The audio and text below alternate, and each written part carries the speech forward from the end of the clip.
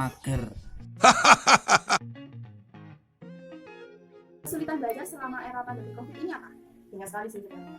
Yang pertama, kita nggak bisa ketemu teman ya. Jadi kalau belajar itu biasanya sering nggak konsen aja sih. Kayak lebih ketidur daripada kita ke belajarnya. Terus yang kedua, paketan habis terus. Masa 3 hari habis 4 giga, itu kan kayak gimana ya? Ya Agak uraan ya? iya agak uraan. Oke, Terus lagi. Terus itu sih kurang seru aja. Kalau di rumah jadinya kurang seru. Terus ya banyak Untuk masalah materi penyampaian untuk gurunya apa bisa masuk materinya? nggak bisa. Kadang ada yang bisa, beberapa guru ada yang bisa. Tapi kalau matematika nggak sama sekali. Intinya kurang maksimal ya? Iya. Fokus. Gagal fokus, kenapa? Apa gurunya kurang enak? Banyakkan teman. Banyakkan temen gagal fokus. Oke. Sekarang kalau di rumah, kendala belajarmu apa? Kota. Aku pas sekolah tatap muka apa? Apa gurunya Anu, jelasin? langsung telatan Mbak, kalau di sekolahan telat pelajarannya Mbak. Maksudnya telat pelajarannya gurunya? Nerangin yang anu Mbak, yang kemarin itu nggak diterangin. Oh, berarti yang minggu lalu nggak dibahas lagi, Iya. langsung materi baru. Iya Mbak. Oke, terus yang lain? Baik Mbak. Baik Mbak. Ada. Ya. Terus kalau kendalamu pas sekolah daring apa? Nggak ngerti Mbak, nggak bisa bingung Mbak. Kalau nerangkan cuma satu Mbak. Susah konsentrasi. Nah, ya seperti ini kayak hari roti lewat terus hari roti jadi lupa sama tugas. Oh, gitu ya. Oke. Mungkin kesulitan yang lain? Kayak misalnya nggak dapet uang saku itu ngaruh nggak ya ke belajar? Oh ya pasti. Oh pasti. Pesan buat orang tua di rumah ya. Pertama itu internet. Itu keterangan dari guru biasanya kalau di SMA saya tuh nggak langsung dijelaskan gitu. Jadi tugas dulu baru penjelasan. Selain itu mungkin ada lagi.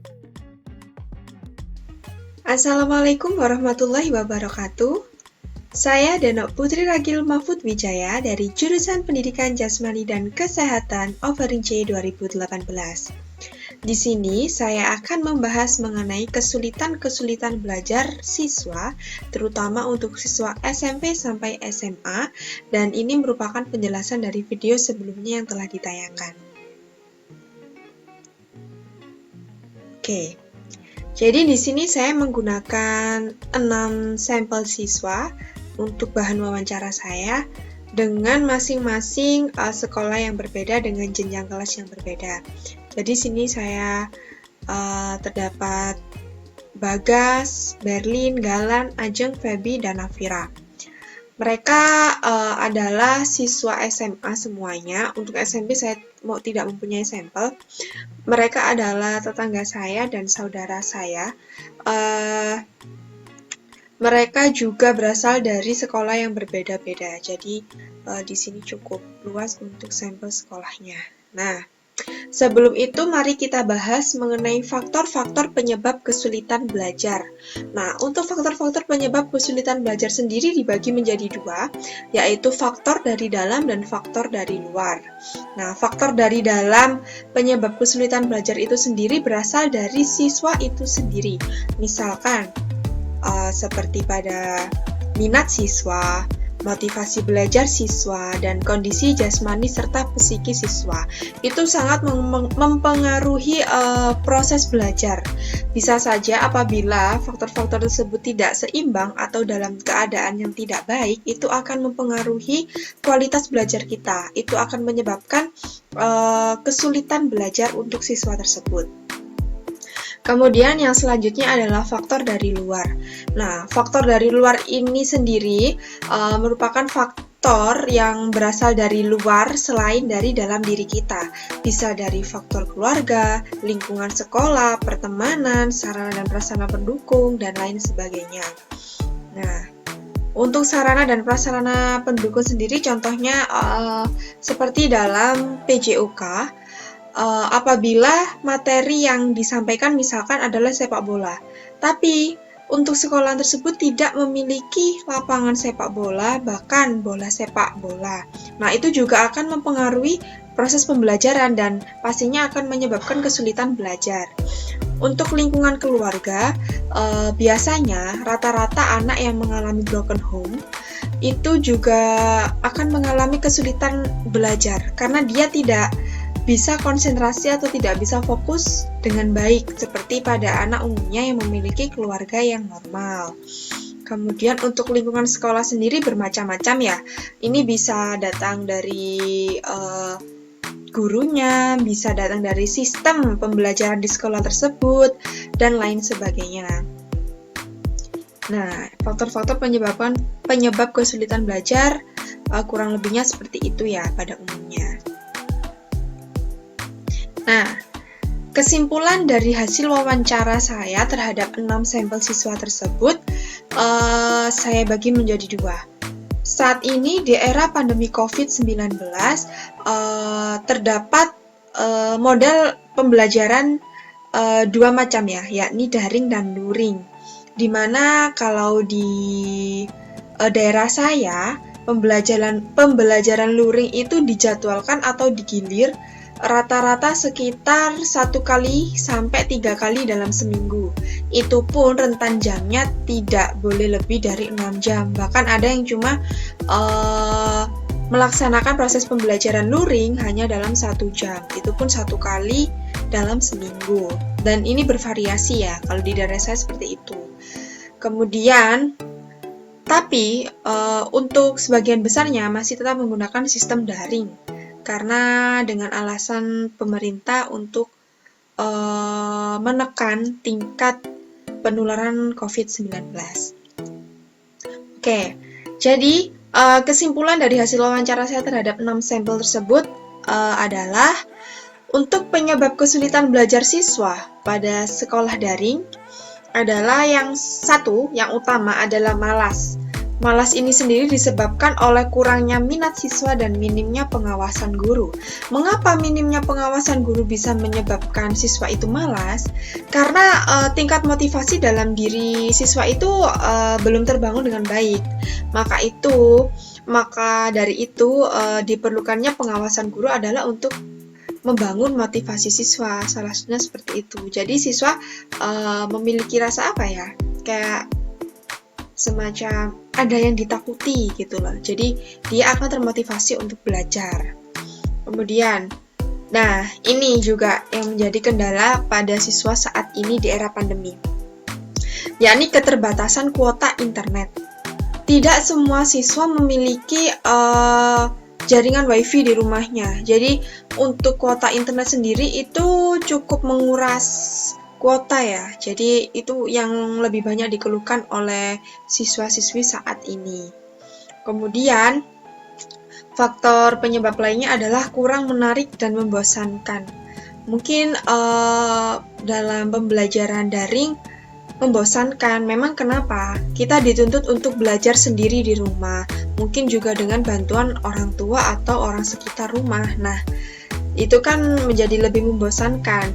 Alangkah baiknya jika siswa itu dapat belajar dalam lingkungan belajar yang baik, misalkan dengan teman sebaya, bertemu dengan tutor dan lain sebagainya, kan itu akan merasa tidak membosankan gitu karena dia tidak sendiri. Tapi kembali lagi ini adalah keterbatasan efek dari pandemi COVID-19.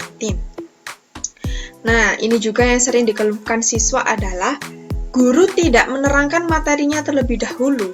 Jadi langsung memberikan penugasan pada siswa itu. Jadi siswa dituntut untuk mencari materi sendiri, belajar secara mandiri. Padahal untuk sistem seperti itu biasanya berlaku untuk mahasiswa di perguruan tinggi, di mana kita yang memang mencari materi belajar sendiri, kita belajar secara mandiri, seperti itu. Tapi untuk SMP SMA saya rasa masih belum cukup bisa lah untuk langsung diberikan penugasan tanpa penjelasan materi, karena akan menyebabkan kesalahan persepsi itu. Kemudian selanjutnya adalah penyebaban kesulitan belajar siswa ketika luring. Nah, ini efek dari dijadwal atau digilir. Maksudnya adalah tidak masuk setiap hari pada sekolah. Yang utama adalah saya mewawancarai mereka, guru tidak memberikan penguatan materi minggu sebelumnya. Jadi minggu sebelumnya yang mungkin dilakukan secara daring, itu tidak diberikan penguatan pada sekolah luring. Nah, Itu yang membuat siswa menjadi bingung dan sulit mencerna materi yang disampaikan oleh guru. Nah, jadi guru tersebut lebih memilih untuk melanjutkan materi selanjutnya ya. Tapi mungkin guru tersebut juga punya alasan untuk efisiensi waktu. Karena memang kembali lagi, karena pandemi COVID ini memang sedikit berdampak cukup sulit lah untuk sistem pendidikan kita saat ini. Kemudian cara penyampaian materi oleh guru kurang maksimal. Itu kembali lagi pada faktor luar dari penyebab kesulitan belajar. Nah, sekarang akan saya sampaikan kesimpulan. Di sini saya mendapat kesimpulan melalui grafik faktor-faktor penyebab kesulitan belajar. Nah, untuk yang berwarna kuning ini, paling besar siswa mengalami kesulitan belajar karena minatnya. Jadi faktor dari dalam diri siswa masih kurang. Kenapa minat siswa itu berkurang? Karena memang motivasi mereka dalam belajar itu masih kurang. Penyebabnya banyak, itu tadi yang sudah saya sebutkan. Bisa karena memang membosankan, belajar di rumah sendiri, terus belajar daring kan biasanya juga menggunakan handphone, dan handphone itu merupakan ujian terberat ya menurut saya untuk siswa maupun mahasiswa, karena di situ banyak aplikasi-aplikasi menarik daripada aplikasi belajar. Kemudian peringkat kedua, penyebab terbesar kesulitan belajar adalah kuota internet. Nah, sekarang kita kembali lagi perekonomian siswa, keluarga siswa itu tidak sama. Nah, mungkin yang akan sangat menjadi kendala adalah untuk siswa-siswa yang memang perekonomiannya di bawah rata-rata. Nah, ini perlu dipertimbangkan lagi. Kemudian, peringkat ketiga penyebab kesulitan belajar adalah penyampaian materi yang disampaikan oleh guru. Rata-rata guru langsung memberikan penugasan, tidak menjelaskan materinya terlebih dahulu.